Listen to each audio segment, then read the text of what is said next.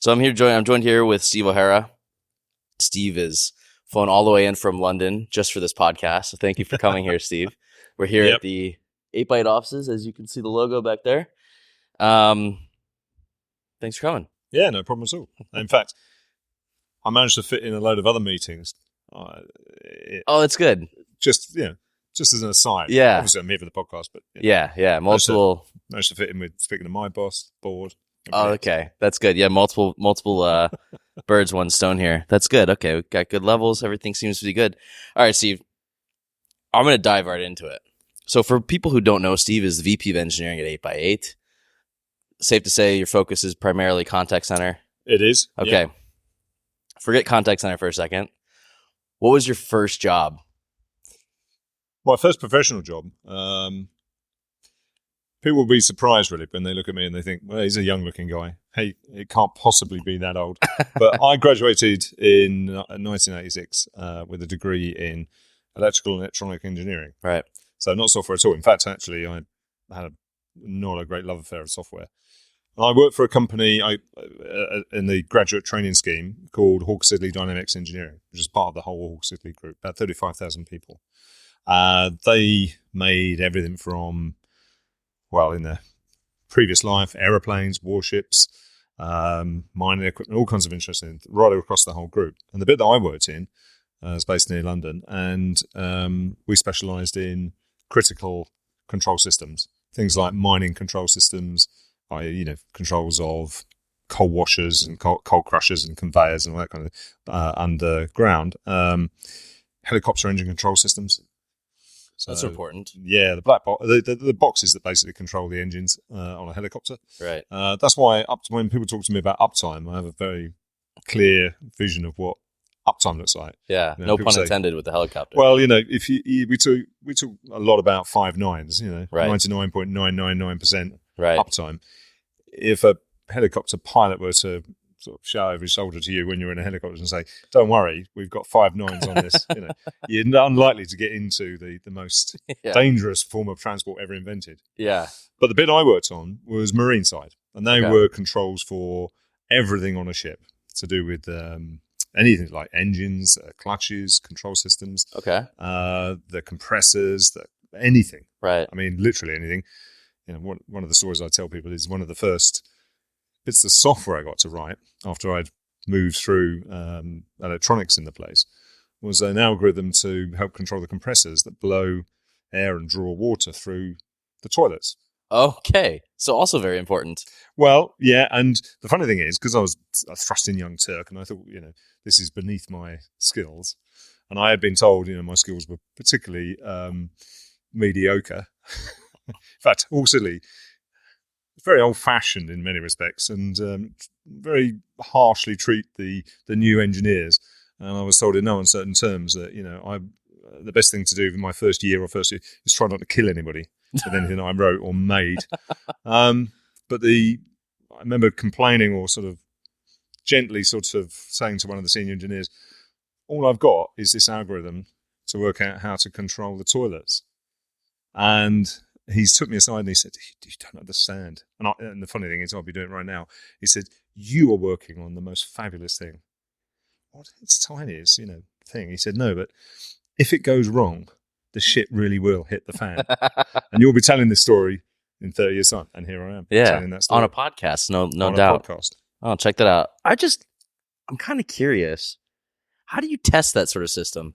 Oh, wow. When you are a supplier to the DoD or in our case, the MOD, testing is, well, let me give you an example. If you're working on a flight control system or an engine control system for flight, right? So my colleagues who worked on that side of the aisle, right? Most of that code was written in assembler /C. Now, C wasn't a recognized safe language in those days because you can subvert it, you can cast you can muck around with memory. So it meant that the 32 kilobytes of code took 6 years of testing. They attempted to test every single branch that the control system could take through the code.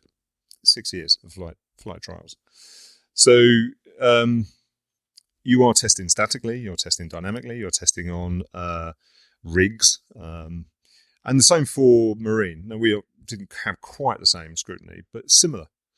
If you're on a ship and you're going through a nuclear cloud, you need to wash the ship down. Right. You can't be mucking around with that stuff. It's life and death. Right. So the testing involved in that is extensive. Every single possible scenario.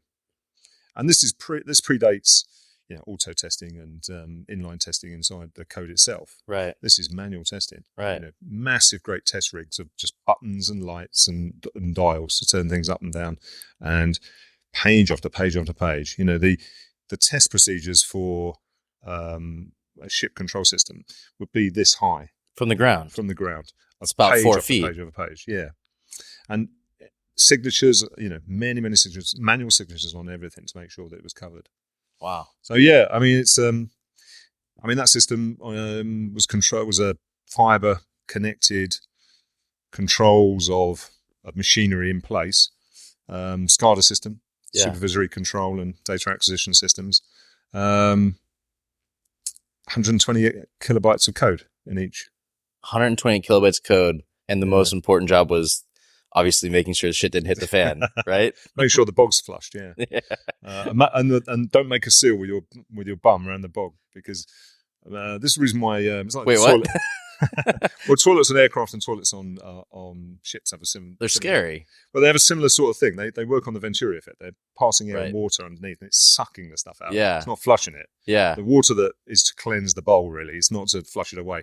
It's sucked. Yeah. Now, we used to joke. It's quite a big sucking force. Okay. So never be tempted. Not that you would be. Never be tempted to lift the lid up and sit on the actual. And if you make a perfect seal with that, yeah, you might live to regret that. Oh man, I don't even want to know. Okay. All right. Changing subjects. So using what you've known then, I guess, applying that to where you are now, what does the VP of engineering actually do? What do you do? Well, I'm really where the buck stops for R&D for contact center 8x8. I'm a developer. I still develop code. There's about 160 people, engineers on contact center, developers front end and back end, but also support engineers, QE especially. They're the people in my orbit, not so much support, but the manufacturing of the actual code itself, the application. And my job is really to feed and water everybody, make sure everyone's happy, make sure we're making the right strategic decisions. Every day we're making tactical decisions about how to solve this problem or that problem, how we feed product with the features and functionality they want, but how do we write the code? Right. First thing I did when I got to 8x8 5 years ago was to write the coding standards for the Java applications. Ah. We have a mishmash of lots of different languages and paradigms and processes and policies, and it's about a matter of consolidating that so that everyone has the warm comfort blanket of knowing that they're writing the stuff in the right way, that it's going to end up with a good result. Right. And the VP role is to carrot and stick. It's make sure we're all pulling on the same bit of rope, we're all going in the same direction, and we all feel like we're being vital to the output. Right, right. So what is the trickiest part about building a contact center on the software side of things? Well, a contact center, for everybody else's benefit, traditionally people used to call them call centers because it implied that it were always voice. It's a phone call. And there's two types of traditional call centers. There are outbound and inbound. Okay. And, we generally deal with inbound, but a blend of those. And outbound is your traditional cold calling robocaller based in some horrendous place. Yeah. Very, very high turnover of staff because nobody can take the attrition. Right. I mean, it's really tough in these places. You're judged on the amount of time it takes for you to make a call, create a lead, do something. Right. Those outbound places are horrendous. Inbound is generally much higher value types of contact centers whereby people are phoning you out of their own volition. They want help. They want to buy something. They've made the conscious effort to contact you, and generally the requirement there is that the person that's answering that interaction knows a lot more about the product, is there to help them. Right. Help sell something, help fix something, Right. help take a complaint, this kind of thing. Much higher value. Whereas outbound, it's bash, bash, bash. Almost like spam. It is. And in the Western world, robocalling is almost outlawed. Okay. It's very hard now. I mean, the compliance and everything else associated with calling people is so tough in UK, US, Western world, Canada, Australia, New Zealand, these places, that it's becoming a really tough business. Right. You can't really call somebody if you haven't been invited to call them in the first place. That's like the rule of thumb. Yeah. And then when you're doing that, even when you're robocalling, a very efficient outbound call center, contact center, is over dialing. So you get a list of numbers that you're calling. You don't dial them sequentially. You dial 4 at a time for one agent. On the basis that 3 people are not going to answer. Is that why when you get one of those like spam calls, it takes a second for them to realize, oh, pick up on that one they've picked up, try to get them? Yeah, and that's when you know that you're being. It's the start of a robocall because there's a bit of a delay. Right. Now that delay, interestingly, is one of the most irritating things, and that is one of the things that legislated for. So compliance in the US and the UK dictates that there cannot be more than 2 seconds before that call is connected to the person and an agent. Okay. And when you think about that, when you're overdialing at 4 times the rate and this kind of thing, and some people are answering, others aren't, right, creates for a very dynamic algorithm that's going to manage that. Interesting. Because you've got to be quite fast. Very fast. Or maybe you have some sort of, I don't know, audio clip that plays and then you catch up you can't as do the that. person. You can't do that. No, you're not allowed to do that. Oh, okay. No, you're not allowed to do any of that stuff. Okay, so this has all been done before, clearly. Oh, yeah. And the fines for this kind of stuff are horrendous. You get, if you contravene any of these regulations associated with that, it's a proportion of the value of the company, that kind of thing. Oh, like the GDPR fines or percentage, right? Yeah, it's similar. It's treated really seriously. Oh, wow. Yeah. Okay. And that's the reason why, in contact centers, we invent things like persistent connection. So an agent will come in the morning. If they're in these kinds of environments, even if they're not, there's some advantage of doing it this way. Because contact centers, it's all about driving efficiency. Right. How many calls have you made? Right. There's some rules of thumb that say, in a million calls, 1 second per call is $1 million wasted, kind of thing. I see. Persistent connection, we used to call it off hook. An agent comes in the morning, connects, dials up. The system calls them. They're connected. They never disconnect. Their phone is now live. So they never disconnect, but they talk to a whole bunch of people. Yeah. Because that would waste time if you had to disconnect. Exactly. So, when a call comes in, it's got to be connected to an agent. And so that means phoning their phone. Right. You don't want to waste that time. Even when, we're on VoIP, obviously our whole system is VoIP. Right. That's still a delay. So cut that delay out, permanently connected. Okay. And what they hear is a beep to tell them, right, you're on the next call. You're on. Interesting. Okay. So for the people who don't know, I want to sort of go through some of the nomenclature. You mentioned agent, call, outbound, inbound, which I think you've explained. 8x8 focuses mostly on outbound. Inbound, sorry. Got that backwards. Just checking to make sure you pay attention. Mostly on inbound, so not the spam stuff, which is good. We do have customers that do outbound. But they're probably not spammers, right? Of course not. Absolutely not. We couldn't. No, we don't support that. Okay. What are some of the other terms? So what is an agent? Agent's the person that answers the calls? Yeah. So the agent is the person sitting in the contact center or sitting at home. Because one of the great things about 8x8 is it's cloud-based. Okay. There's nothing to install on your laptop. Okay. It is all coming through the browser. Absolutely everything, including the voice. Our soft phone is embedded actually in the browser itself. Okay. So you don't need anything. You can have a headset. You don't have to have a headset. You could use the mic and the speakers on your laptop if you want.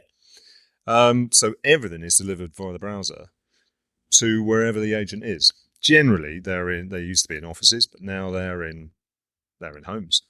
But fundamentally, it's really about connecting a customer with somebody who can handle the customer's inquiry. Right. And the person that does that is an agent, and obviously the customer is the person that's phoning in. Right. Now, increasingly, they're not phoning in; they're texting, or they're using the web chat on, You see it everywhere now. Right. You The know, little thing in the bottom right corner of a do website. you want to chat with an agent? And of course, the first thing you find is you're not chatting with an agent. You're chatting with a bot. You know? So you've got to get past the bot. And they're deflecting. They're trying to find ways in which they can answer your call Right. much cheaper than sending it to an agent Right. to speak to you. Right. So they're there to try and deflect those calls, to answer the calls. But eventually, you get to a point where you either type in some trigger words that alert the system to say, "Oh, right, now hang on a minute, Yeah. no more of this. Let's push it through to a person." Right. Or you get to the point where the bot can't help and they need to talk to an agent. Right. Now, what happens there is you don't get directly connected to an agent straight away. You get put in a queue. Okay. And then you might get some in-queue treatment, which is some feedback about where you are in the queue, how long you got to wait, and this kind of thing. And the queue is emptied by agents that become available to feed the queue. Okay. So that happens whether that's a voice interaction, so you phone in, you hear on hold music, whether you're sending in a web chat, so you're chatting, you send in an SMS text, you're on WhatsApp, send in or Twitter, or via email. All of these channels are cope with. And that's called an omni-channel experience. Right. Meet them where they are. Yeah, exactly. Right. And sometimes it's the same interaction on different media types. So you start with a chat and you transfer to voice, this kind of thing. I see. So that's what a first-class contact center does. Right. It's truly omni-channel, covers multiple different channel types. Right. Okay. So obviously that's the difference between call center and contact center. And I imagine all that information about, the history of your, maybe support request is sort of tracked no matter which. Well, that's medium. where it crosses over into being a CRM. So Okay. that's why contact centers generally, unless it's a low cost contact center or a pop-up contact center where you don't have your own CRM, customer relationship management system, we integrate, and all contact centers do, with your incumbent CRM. Right. So it might be, that it's Microsoft Dynamics or Salesforce or something like that. So the call comes in, it's in our queuing system and everything else. And the moment the agent actually decides they're going to take the call, there's a screen pop. Right. And that's come from the CRM. Right. It's come from Salesforce. Okay. And it tells you everything about the customer, the history of the customer and everything else. Right. But the contact center software itself has handled how that interaction actually got to the agent in the first place. Okay. So I imagine it's trying to figure out who's the right person to answer this. This person's an expert on X, Y, and Z. And that's skills-based routing. Okay. We're covering all the things here. We are. I mean, yeah. I mean, this is the difference between just having, a receptionist, right, and a contact center, right? Because you could say, well, a lot of this stuff is covered by just having a decent right. VoIP phone system. You phone in, and it says press 2 to speak to Matt, press 3 to speak to Steve, this kind of thing. Yeah, that's great. But what segregates or separates a contact center from a simple calling system like that is you don't know who you want to talk to. Yeah. You know what your problem is that you want to speak about. Right. And that will inform the system, and the contact center takes a view as to who's the right person for you to talk to. Right. And that's what used to be called skills-based routing. It's now called attribute-based routing. Right. And it's, the call is coming on a Spanish line. Somebody speaking Spanish. So yes. You need to route it to somebody who speaks Spanish. Right. Somehow we figured out, hopefully by pressing a few sort of buttons, but prior to the interaction forming, that it's about car servicing. Right. So you want to send it to that person. And then you want to say, okay, take some measurement of agent performance. Who's really good at handling those and who's not so good, who's not doing it today, who's not really up for it today, kind of thing, and start feeding those. So it's very dynamic, very sophisticated. Yeah. And that's really the differentiator between a simple unified communications phone system and a contact center. Right. Okay. Wow. So there's a lot there. Well, there's probably more work goes into that routing aspect than any other part of the contact center itself. Recordings, quality feedback. Right. You get a call and it says we're recording this. This call because for training purposes. They always say it may be recorded, but it's always recorded, right? Yeah, pretty much. Yeah. It depends really, actually, because you pay. So So if they run out of money, maybe not so much. Yeah, maybe they don't turn off the recordings. But mostly what they're really talking about is that what you're saying and what the customer is saying is being fed into an AI engine to determine what the sentiment is. Okay. So then maybe feedback to the agent whilst he's speaking, whispering, we call it. Maybe talk to them about this. Hang on, the customer's getting angry. Yeah. Maybe, try to steer them to this or give some advice. Right. So the system starts whispering and based on the feedback that it's analyzing from the content, whether it be text or voice. Right. So with voice, it's speech to text, real time, and then feeding it back while you're on the interaction. I see. And that's where the really high value contact centers are. Okay. Yeah. So that's where our QM, our quality manager product, comes in. So you can train them, help them during the calls. Yeah, them and then better. obviously post call, a bit of training on the customer right. to say, look, looking down a history of your feedback that you're getting here, and what we're seeing with the way you're handling some improvements, and that's what they mean by training purposes. Yeah. Huh. I feel like that would be a lot of fun just to know about my calls with customer support agents. Flip the script, at least for me. Like when I'm trying to cancel, something and they won't let me cancel, right? Yeah. Yeah. I mean, sometimes calls are directed to agents that are very good at handling difficult customers. Or, we've got mission critical contact centers. And what we mean by that is we've got people that run suicide lines. Oh. Yeah. And so it's super important that, the reliability of that line, somebody calls up, they're calling for a really specific reason. And that is they want some advice, they want some help, they want some reassurance. Right. So you need trained people that can counsel, can, have high empathy and all those sorts of things to be able to handle that. So routing is really important in those circumstances. Yeah. For obvious reasons. So when you're building all this stuff, you mentioned earlier when someone calls in or messages in, a screen pop comes up and it maybe pulls in information about maybe the customer, or maybe you don't know anything and it says we don't know much about this person, etc. New contact. New contact. What other sorts of integrations are there today besides pulling in existing data just about the customer? Well, it's really interesting actually, because what it can be is that before the agent actually gets the call, it's been through what we call our interactive voice response system. And that is, comes through and it says, press 1 to talk to somebody in service, press 2. But it also might be, is your inquiry about parts? Is your inquiry about a particular service? Could you type in your postcode using the telephone keyboard? Or, this kind of thing. Maybe a part number. Right. And of course, the part number, that's a lookup. That's a dynamic lookup into the parts catalog for the company. Right. So that by the time the agent does get to it, says, okay, now I can offer you this price or that price, or how many do you want of them? I see. It's all about really trying to automate as much of that as possible and get as much information before it comes to a human interaction. So integrations with existing parts catalogs, not just CRMs, but also other systems that customers have.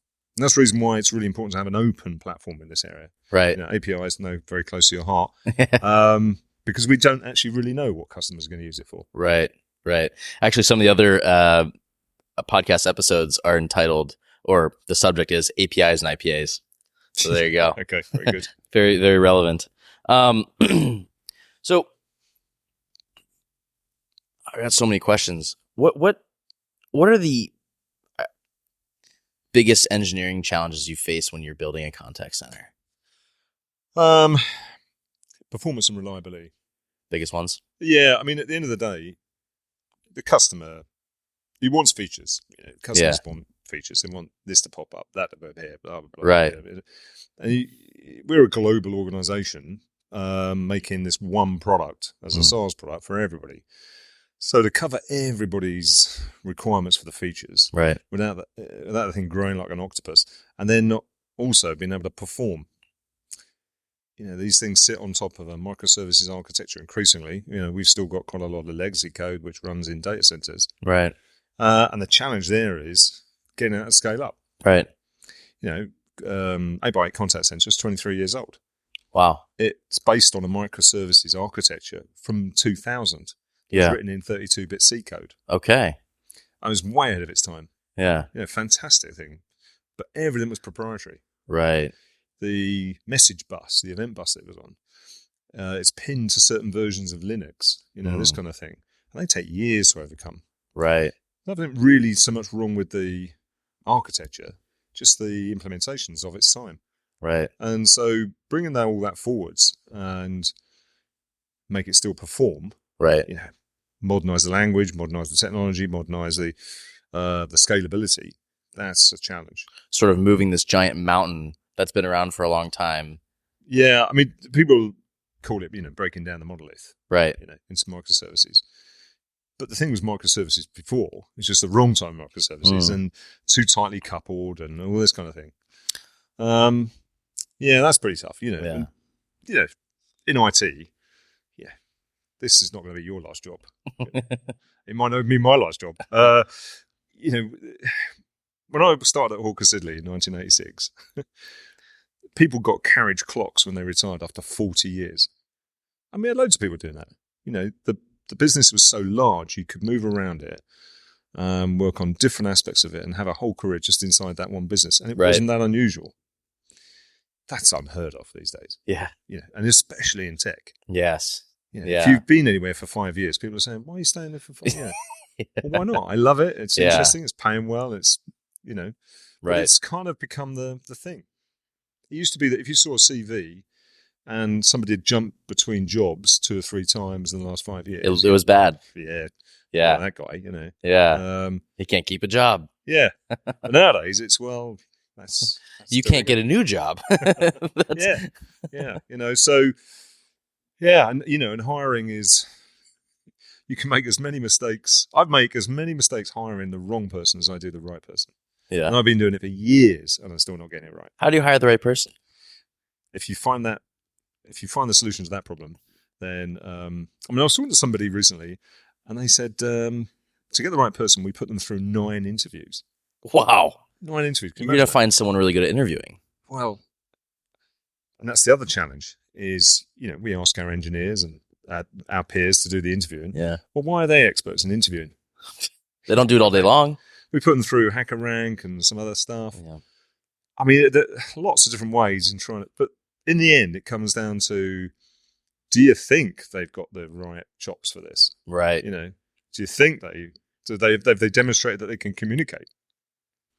In sort of Guy Kawasaki's world, are they lonely boy 64s who are going to spend most of their time in their back bedroom cracking out code without speaking to anybody? Right.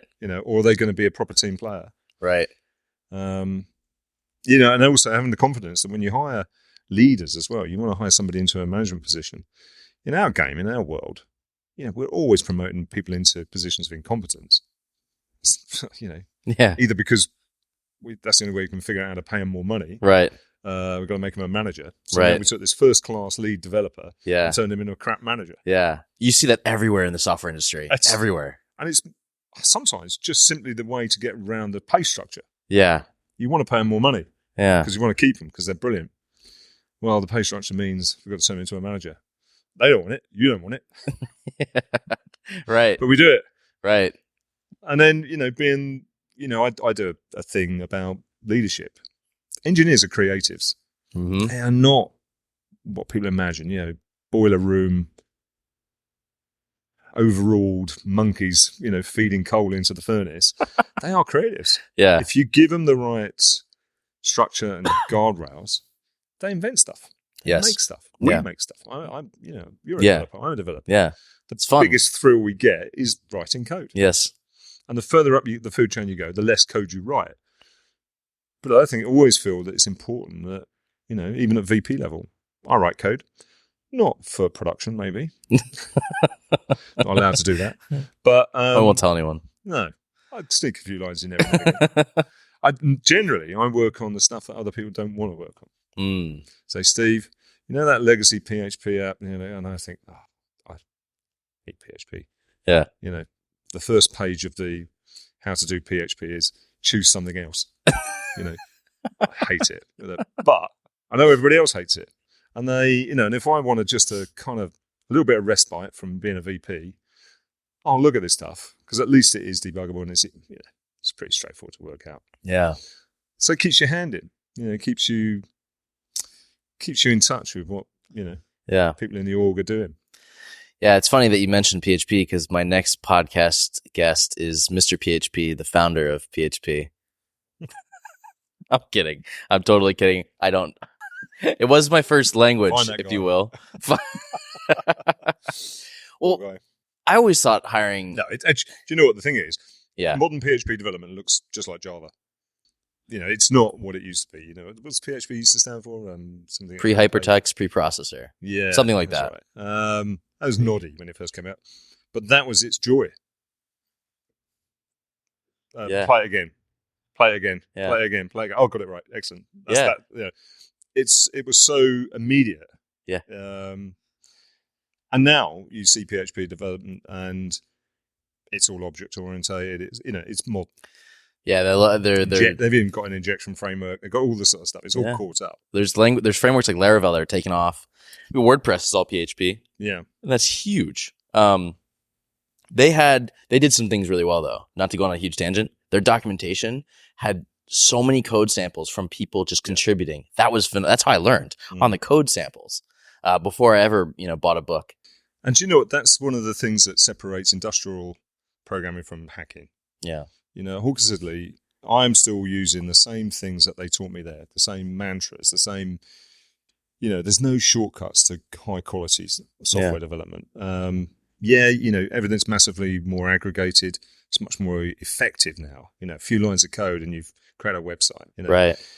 But the paradigm still remains. Yeah. Undocumented code is unmaintainable code. Mm-hmm. And I'm not a subscriber to this, I think in code. Yeah, well, if you think in code, you're not thinking in my team, that's for sure. Where you think is you draw stuff on your pad, you draw it out, you think it out, and then you start typing up and you document it.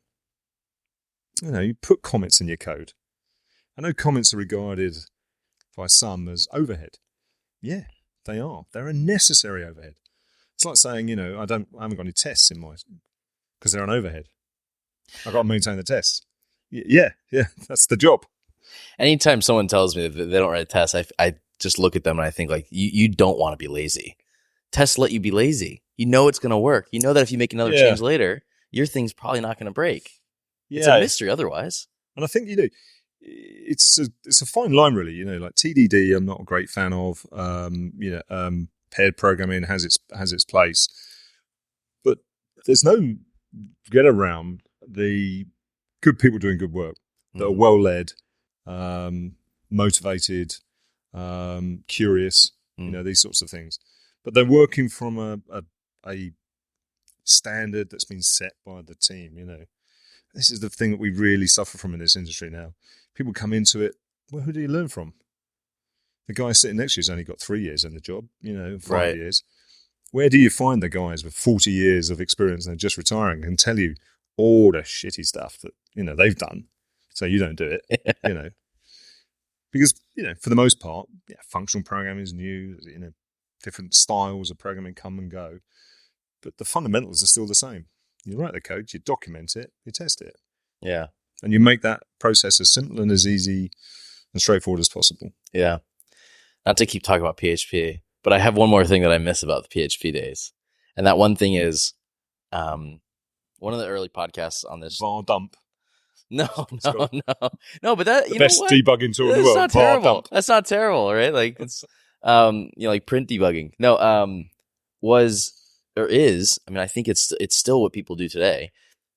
It was, in my opinion, the easiest. If you want to build a website and you need a programming language behind it, it's the easiest thing to deploy in the world because every host, the $1.99 web host to the whatever, they all have PHP. You just drag and drop and it's deployed. You can't do that with 90%. Oh, no, that's true. Yeah. And, and that's in some respects that, you see the sort of advances in things like Java. I mean, I'm a Java guy. I used to be a C guy, and before that I was an assembler guy. And, right.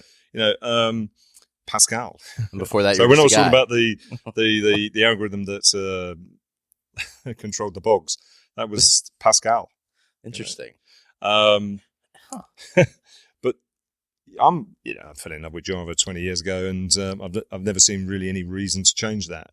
Yeah. Partly because what the Java community does, and the owners of Java, Oracle and others, is they see the trends that are happening in others, and they mimic them.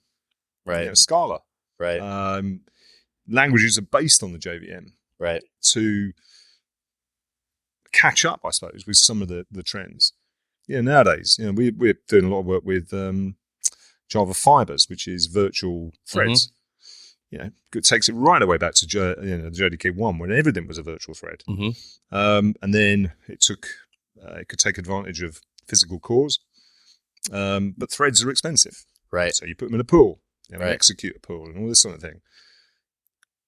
The version 19 and version 21, when it's a full first-class citizen, is going to turn that paradigm on its head, because a standard JVM running on a 4-core, 8-gig laptop can have 1 million threads. Yeah. Wow.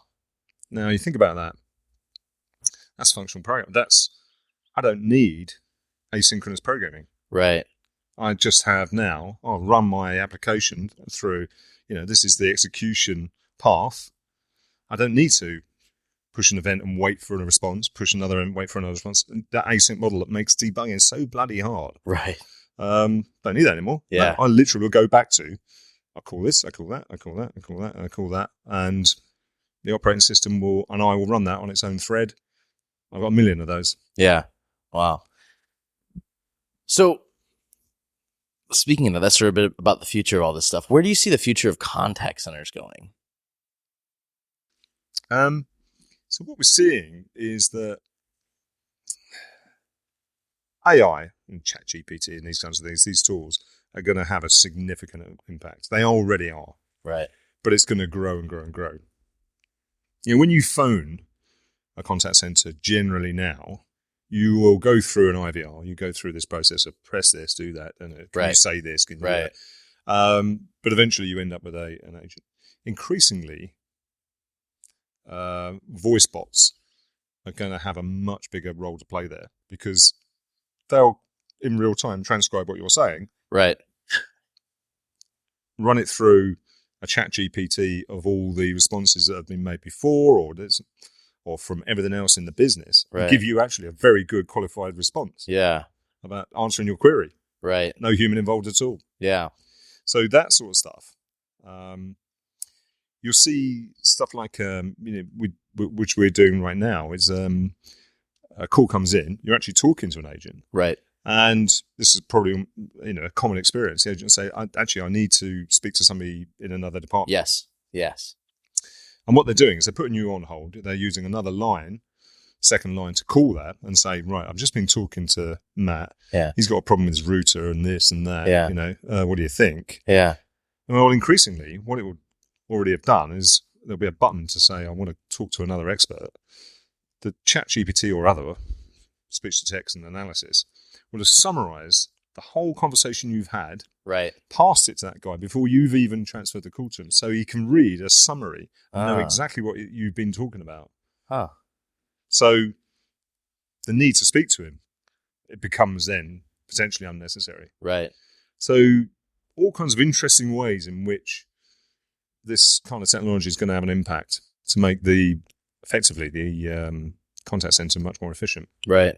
And voice will play a diminishing role in that. Increasingly, people want to talk as you say, they want to talk to you in the way that's convenient for them. Right. And that might be a web chat, might be an SMS, WhatsApp, Telegram, could be anything. They want a first-class experience. And phoning somebody is actually a bit painful, a bit annoying. Right. Especially if it puts you through a whole load of IVR. Whereas if you can be a bit more asynchronous and do it via text or, WhatsApp or something. Right. So I think we see that slowly growing. Okay. Interesting. So the future is a lot more AI and it seems like the whole goal of everything is to just shrink the amount of time that you have to, speak to a person or research or... Yeah. I mean, it's always about balancing the time it takes for an agent to answer, because that's expensive. Yes. Any human being involved in it means that it's expensive. It's balancing that with having a good authoritative response. Right. Because it's one thing, you phone up and you get to talk to a robotic voice. Yeah, Matt, I want great. You're pissed off. Everybody's pissed off. Nobody, that's not great. Even if it was actually gave you a good answer, sort of, don't want that. So it's balancing that kind of thing with the time that you spend talking to an agent. Right. Efficiency It's key. Yeah, time is money. Well, you go into a call center, a contact center, you'll see wall boards up, big screens, like in a knock. You're seeing all these alarms and all of these tables and everything else. Right. And what they're telling you is the efficiency of the data center. Right. What's the efficiency of the agents? Who's the most efficient agent? Who's got spare time? An agent takes a call in a high volume contact center. They take the call, they talk to you. When the call is finished, they have what we call a wrap-up time to type up the consequence of the call into the CRM system. You can control how much time they're allowed to do that. Are they all fast typers? Because that's lost time. Yeah. So we have contact center operators who set that to 0. No summary. Well, you're typing it up while you're taking the next call. Oh. Now, you can only do that in certain circumstances because the experience for the end caller can't be very good. Might not be very good. Yeah. But that's what people are driving for, fast throughput. Get these things, answered, move on to the next one. Do you see, okay, so let me ask this. Do you see, what size contact centers are you normally seeing, and what's the smallest you've seen? The smallest one we have on our books is one. One person? One person. And that's just the person that also pays the bills and does the whole thing, huh? Well, generally, in that instance, I think we have half a dozen of those. It's not very many. Yeah. But we do have contact centers that have got 5. Okay. Now, that's a contact center whose primary purpose is not providing contact center facilities. It is to sell cars or to service boilers or to do something else. Right. And they've grown to a certain size that a standard phone system is not going to do it for them. Right. People down the road, so they need people that supply and service locally. And one of the beauties of the 8x8 contact center is because it's completely browser based and you can switch it on and off, you can float those licenses around. So generally, it's a customer maybe with 100, 200 employees, of which 5 run the contact center. Right. And feed those leads and those service requests and everything else to the rest of the workforce. Do we have contact centers, or does 8x8 have contact centers where there's no one using phone? We don't, but increasingly we are being requested to provide that. Interesting. A digital only. And that's gaining some traction too in the industry. Right. Is just taking interactions via WhatsApp. Right. Web chat, this kind of thing. There's a growing trend towards that. Having phones and a phone system requires you to have a carrier connection, requires you to have a phone number. Right. So you've got to provision a phone number and this kind of thing. So those kind of customers generally, plenty of exceptions, but that really encourages a kind of pop-up contact center. Right. We were talking earlier about, a contact center for an event. Mm-hmm.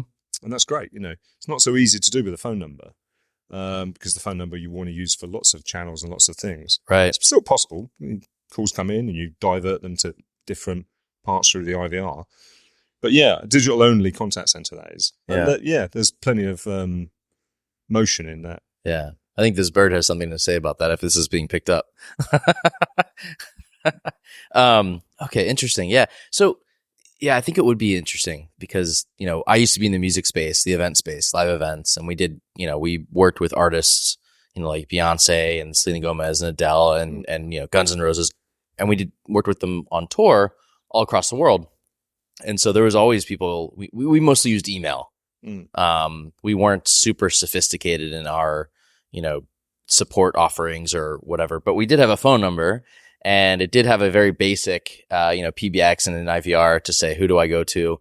And that was because that was a requirement to accept credit cards for that company. Yeah. So we processed credit cards on behalf of all these artists. And so we had to have a phone number in case there's a dispute or whatever. And it saved us a lot of time and money when people would issue a chargeback, because a lot of the times, this is just a short tangent, a lot of the times at smaller concerts, you would find that we'd get a phone call and say, what is this thing? Like, a $30 charge on my credit card. I said, do you have a son or daughter? And I said, yeah. I said, did they go to a concert last night? Yeah. Did they come home with a t-shirt? Yeah. That was it. They used your credit card and bought a t-shirt. and when you were talking about, integrations with other systems, there you go. A point of sale system and an inventory system, a purchase history system, right?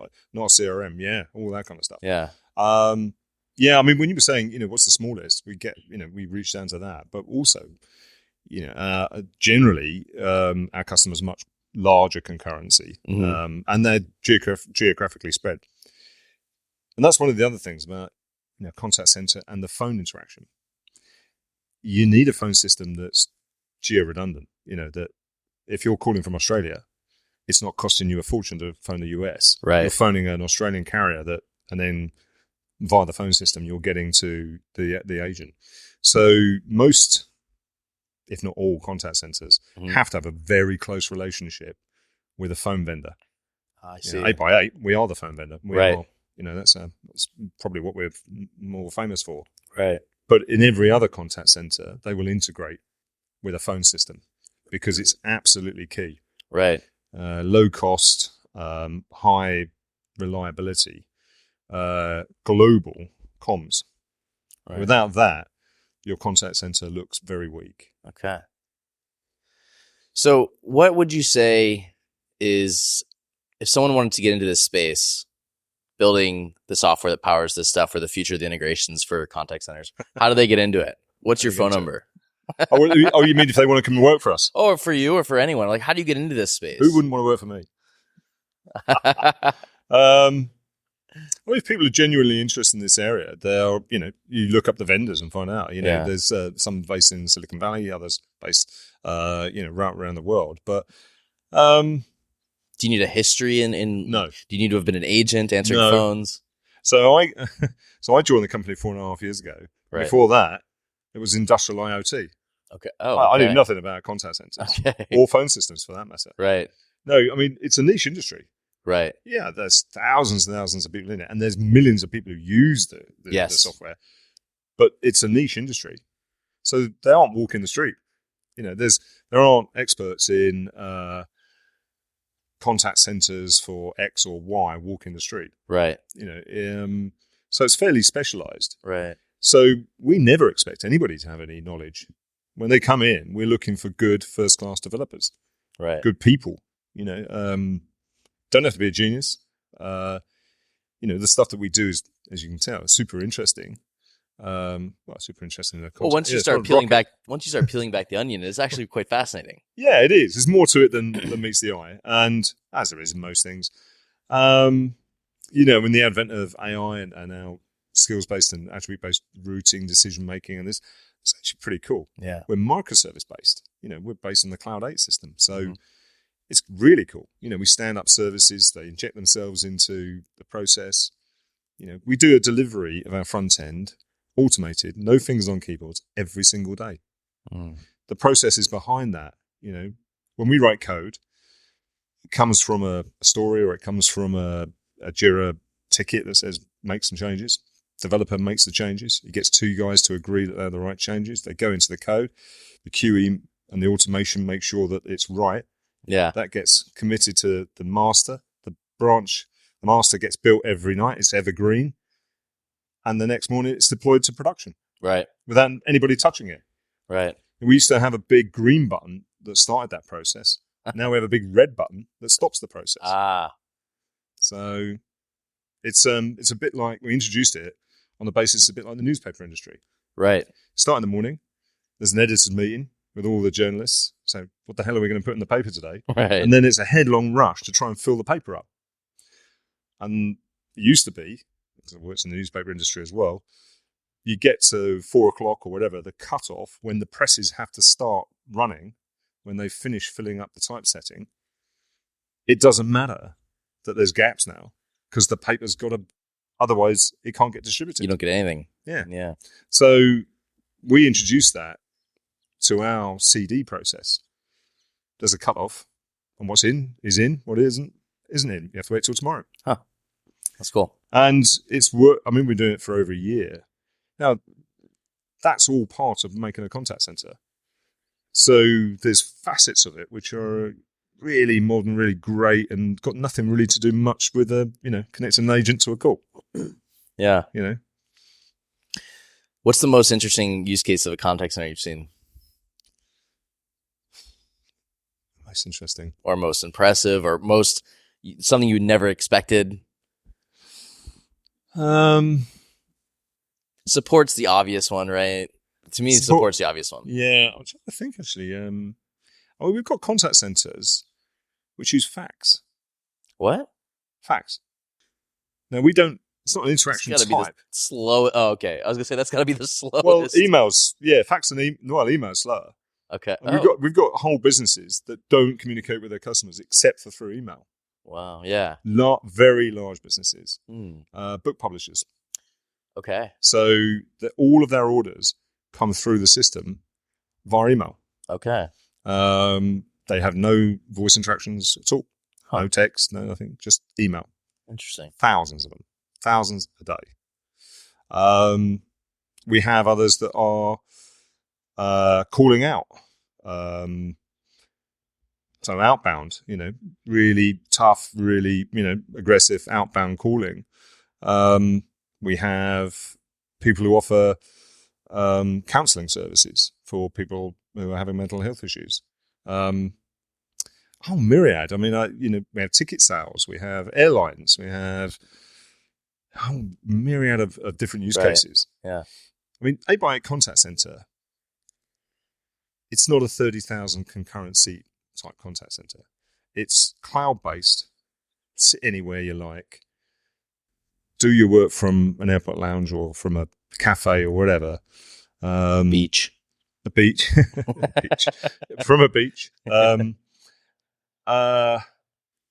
With a sweet spot of, a couple of thousand concurrent seats.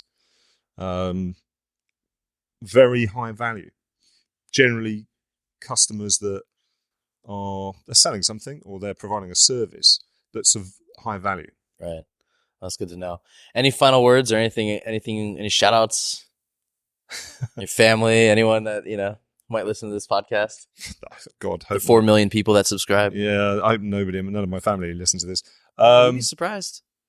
Do you know what the thing about it is? I've worked in so many different industries. I started off in defense. Mm-hmm. I went to document management, industrial IoT. I was a consultant for another American company that sent me to go and work in the oil industry, the newspaper industry, legal, a lot.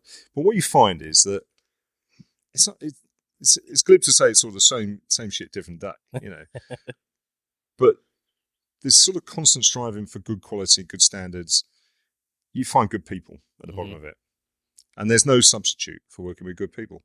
Yeah. And I don't mean, wholesomely good necessarily. That's nice. But, they know what they're doing. Right. And it doesn't matter whether they're green as grass straight out of university or got 40 years of experience. It's a mindset, this game. And, actually, the one thing you must have is a sense of humor. A sense of humor. Jesus Christ. I mean, you want to live long in IT. Yeah. It can kill you, this stuff. Yeah. The disappointment, the anxiety, the stress. Oh, absolutely. You never remember the wins. You always remember the losses. You got to have a sense of humor. Right. When things are going not very well. Right. Get a laugh. You got to maintain some sort of sense of perspective. Yeah. It's work. It's not real life. Right. Oh, on that note, well, thanks for being here, Steve. I appreciate it. No worries, mate. All right. Nice talking to you.